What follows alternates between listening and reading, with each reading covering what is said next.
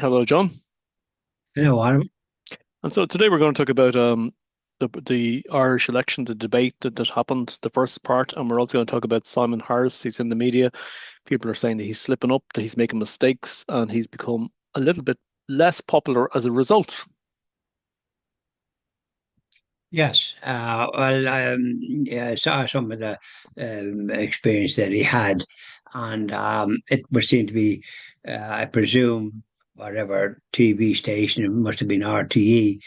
Like it was prearranged in some ways. This man was questioning him about the amount of children homeless, and he was an aggressive man that was posing the question to Simon Harris. Now, as you're going about the way Simon Harris was and going and meeting people and so on and so forth, it's very hard to deal with questions that was posed to him in this public forum manner. And it's not the best way to be addressed to deal with an issue like what this man said was that 4,000 homeless children. Now, I think the best way to have dealt with that would have been to sort of say, well, I take a note of what you've said. That's a serious matter. 4,000 homeless children. Have you any idea? I think he said it was in Dublin because this happened in, I think it looked to me like Grafton Street or somewhere like that. Or maybe I thought I saw Brereton's jewelers, used to be a pawnbroker. So I have a feeling it was in Dublin. So was I think the 4,000 homeless children were in Dublin. Well, Dublin is awash with people from other jurisdictions. And the 4,000 children, I don't know, are they all Irish or what? But it'd be very difficult to deal with that kind of a query on the street when you're canvassing and introducing yourself to people. And generally speaking, you don't expect to be questioned in the public arena in that manner. It's looked to me like to be a trap, quite frankly, for to try and show them up as being less able to deal with people of that caliber that question them.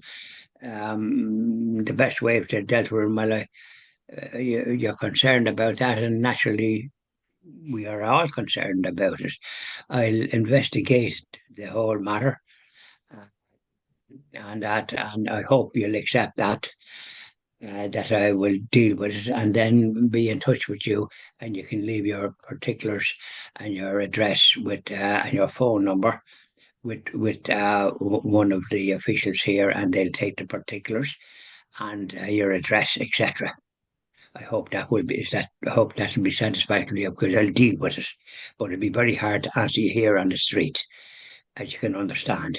Hope Yeah, wouldn't I that think be the best way to have that I dealt with that absolutely. man? I think. Look, the thing about Simon Harris is he's got great mental agility. He's great at articulation and getting his point across. The only boo boo I seen there was he when he got confrontational with that man on the Dublin street talking about the housing crisis and all the children homeless, and he said to him that. Don't you, Simon Harris said, don't you tell me what I can and can't say. You don't want to be getting into those kind of little petty arguments on the street. So I would say that Well, not with a he's not politically streetwise. That's his only no. flaw. Well, maybe he's waking up sharp to it because this seemed to be a set piece for some reason. It's funny that I presume RTE are following him around, but it's funny how this situation occurred in such a way that it was so obvious and the length of time that it that went into it, and it showed Simon in a bad light in some ways. And that's not the way to actually learn nothing, I don't think, in the sense of fair play. I mean, one would like to see fair play, and I know if I was dealing, but then I'm a mature individual, double the age probably of Simon Harris. And but the way one would deal with it would be to sort of say, well, look, I presume you're concerned naturally about it, the same as we all are concerned about it. There's a lot of issues involved here, but I'll investigate the whole matter. as I investigate other matters as well, because there's a lot of concerns people have about this, that, and the other. But at the end of the day, there's only so much we can do, and we try to do the best we can for all. Yeah, Something like that. Wouldn't that ring a bell? But it's not so easy if there's a camera on you and you're being recorded. And this man looked to be a man that didn't want an explanation. He just wanted to yeah, sort of he belittle was Simon Harris. absolutely. Well, that's the way I presume, and I presume other people would see it that way too. They mightn't be as anti Simon as what it might appear.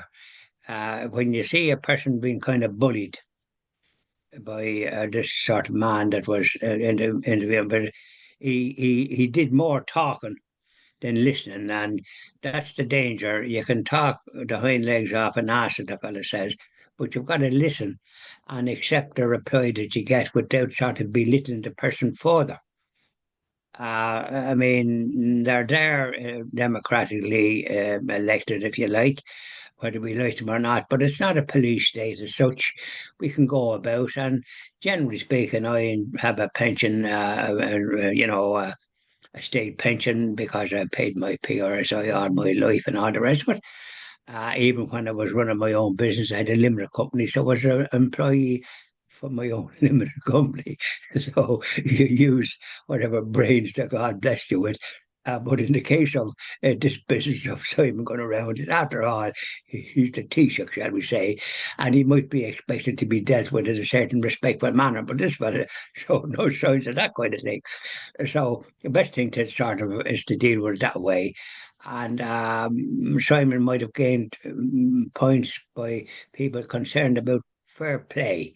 You know, when you ask a question, you've got to be prepared to hear the answer. And posing a question about 4,000, it's a very emotive subject, isn't it? And we would like to know, and I would like to know, as to why they're homeless. For example, I presume children must have a mother and a father. Hmm. What is the marriage situation there, or are they all their parents all single mothers, for example? There's a whole heap of issues there, isn't there? There is, but But sure, look, will we ever? we won't be going to that into the wider homeless. That's a different video. But what I want to talk to you Yeah, about exactly. as well is the president or the election debate itself for 2024. The first one, the second one's on tonight. So what did you Oh, think? is it? Yeah, yeah. Well, the first one I didn't see. The second one is it coming on later? I think it's on tonight. Yeah, yeah. Oh yeah, I hope I'll have a look at it then. Hmm. Because but I noticed the one that I didn't look at, but I got a recording of it and looked at it, and from what I could see, Simon Harris, Micheál Martin, and Mary Lou McDonald seemed to hug the whole lot most of That's the right. time, and it was an argument between them, kind of thing. In other words, 2-1 against Mary Lou McDonald. And unfortunately, Sinn Féin has a record that leaves a bit to be desired at times because of what they stood for as regards and all the troubles that we had for so many years and affected this jurisdiction as well, which I'm experienced by way of companies closing. You couldn't function in society like that. So, and I think at the end of the day, we do have a lot of international companies here because of the kind of forward system, I suppose, that the country took. And so we attracted them here for a variety of reasons, because we are on the outskirts of Europe, where our next door neighbour is the United States on one side. So we're lucky to have some of the companies that are here, international companies, given a lot of employment. And but that could be interfered with on a couple of issues. It could be interfered with if there's a left-wing government. In other words, that slightly socialist stroke communist. That's not going to attract business, unfortunately. There's pro-life people going forward and independence. And if they're of that kind, they would be a good force for good, because people that are pro-life and that kind of thing are generally decent people. They're not just that sort of argumentative variety. They respect life from conception to natural death. So if there's enough independence of that caliber elected, I noticed Alan Shatter is going as an independent. He was Fine Gael, a former Minister for Justice, if you remember him. I saw posters for him here in Dublin as an independent going for election. I wonder will he be elected? Because he was unfortunate the way it happened with the business of the sergeant, the sergeant that was bullied by the powers that be, including the commissioner, etc., and including Alan Shatter. So it caused a lot of trouble at the time. Do you remember I do. Sergeant McKay? And he was sorry he ever did it, but he was exonerated in the wind up, and he retired after his 30 years, because you can retire after 30 years and as a member of the Gardaí. And now apparently, I think the Guard commissioner here is looking to recruit people from other jurisdictions. And that's very peculiar, I think. That's not a good sign that they're going to be catering for all these ones that have have come here and are not integrating the way you would expect them to do. They stick to with one another, and they seem to become here as economic migrants. Most of them, they weren't fleeing from wars or anything. So there's all this sort of situation that a government needs to grapple with, and from what we understand, it didn't grapple with it properly. A lot of undocumented people coming here without any passports.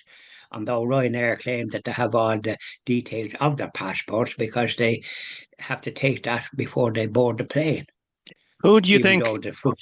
who do you think Yeah, came out on top in the debate?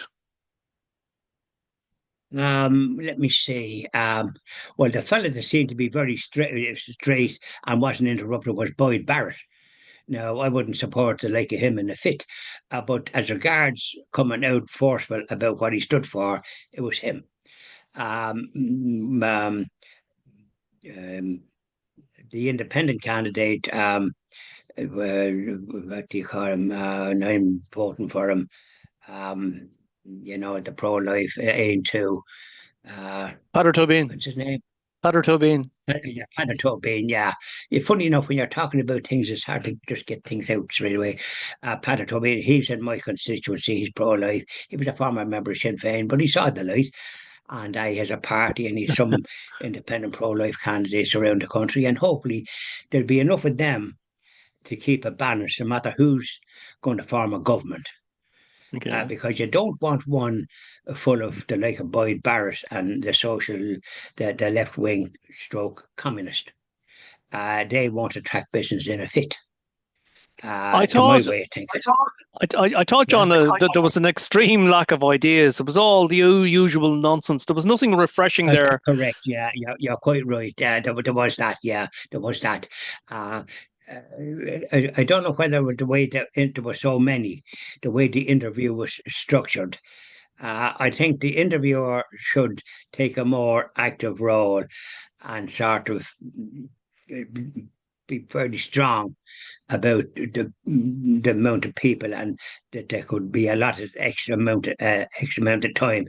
I thought it was hogged too much by Simon Harris, Micheál Martin, and Mary Lou McDonald, and the boy Barrett got a clean run without anybody interrupting him. So it'd be a pity. It was a pity for that sort of a debate to take place. I'd like a more in-depth interview to sort of say, well, you've been in power, you've done this, you've done that, you've allowed a lot of people into the country. Like they need accommodation, so there's a problem with housing. There's no point in you talking about building X number of houses. They're too expensive in the first place in the Dublin area, and probably in Cork and Limerick and these places, Galway.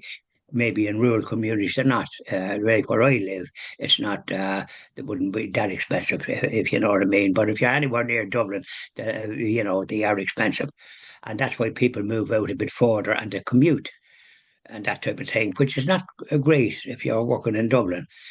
They'd want to put more company more departments down the country so as to ease the housing thing in Dublin and to reduce the price of houses. I mean, they are in the EU.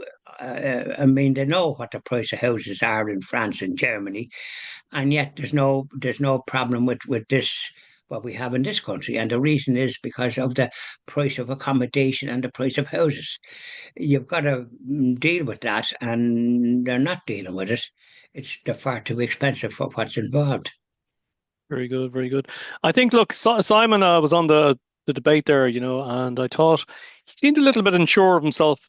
He slipped up there with the Children's Hospital when they asked him about the whether he signed off on it or not, and he blamed the government. Yeah. But I think overall, I would like to see Simon successful. I think he's very much against the idea of a rotating Taoiseach, and I think that was a daft idea, whoever came up with it. So Yes, it was. Yeah, it was I would like to power at any cost. I would like to see Simon as the next Taoiseach to give him a chance. He's only 37. He's great internationally and nationally, so Exactly. I would say give him a Yeah. chance. Yeah. I'd agree with you there. He's a young man, and he obviously has a family, and he wants to try and do good. I mean, and he's not contaminated by being an offspring of some other TD. Some of them got into the Dáil. They were offspring of like McEntee, the daughter of Mrs. McEntee, Helen McEntee, the Minister for Justice. Her father, Lord of Mersham, died tragically in some ways, and then she was elected, and she's progressed. She was Minister for Justice, so they're all gone. But I think Simon deserves a chance.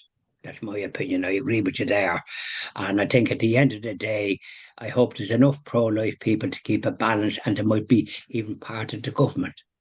Well, this is the That's what I'd thing. love I to mean, see. it would be nice if the pro-life crowd were involved as well. I'd like to see me. I think Mia Hallmartin. We've seen enough of them over the years. Correct, unfortunately, yeah. Yeah, I think it changed there. I'm surprised at Fianna Fáil. They're reduced to something like a minuscule part of what they once were. Like Labour Party, their Labour Party is just down to practically zero, and only six or seven, and that type of thing. And the Green Party, I think, might be destroyed in this election because of their behaviour, and they're not the former leader, Mr. Ryan. He's not going forward, and neither is Simon Coveney, and apparently a third of the Fine Gael. So they're going to be reduced, and let's hope that a stable government is established that involves pro-life people like the A2 and those ones, and that'll be a nice balance. And Simon Harris perhaps Taoiseach, and give him a chance. Now, I think he's a decent individual. I knew his uncle, you couldn't meet a nicer man, so it's on in prime John time Harris. tonight, as far as I know. So maybe have a look at it, and we'll tune in tomorrow. I will surely. Yeah, thanks for that tip. I'd have a look at that, and my friend Eamon here, where I'm staying until Friday. I'll be voting on Friday for pro-life people, and at the end of the day, we want a stable government. At the end of the day, don't we? So We don't want anything to. Huh? you'll be voting for pro-life, which is Patter.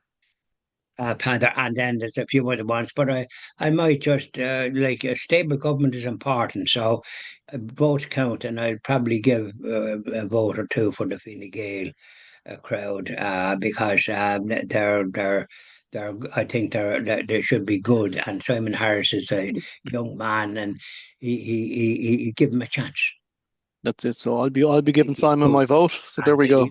he'll mature, and the interview that took that length of time, it looked to be a set piece to my way of thinking, and not good for informing anybody. I know I'd be dealing with an aggressive type of person in a different way entirely.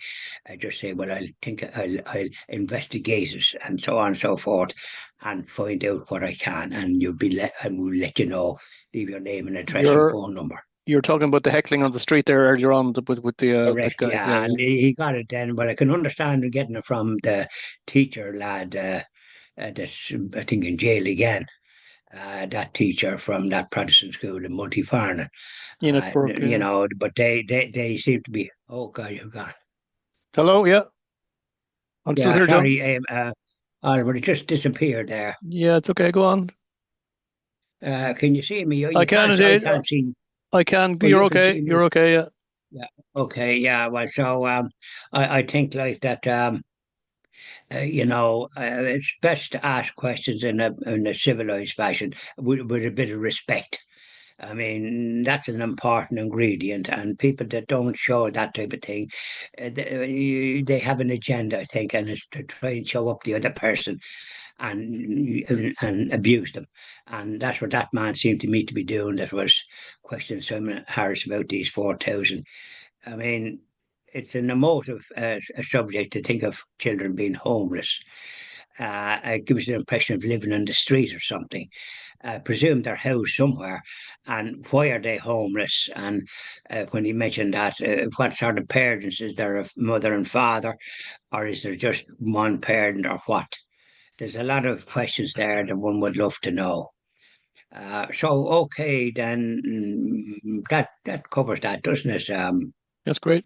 Okay then, John. Oliver? Thank you Yeah, very thanks much. very much. I know. Are we doing any more? Bye now. Bye.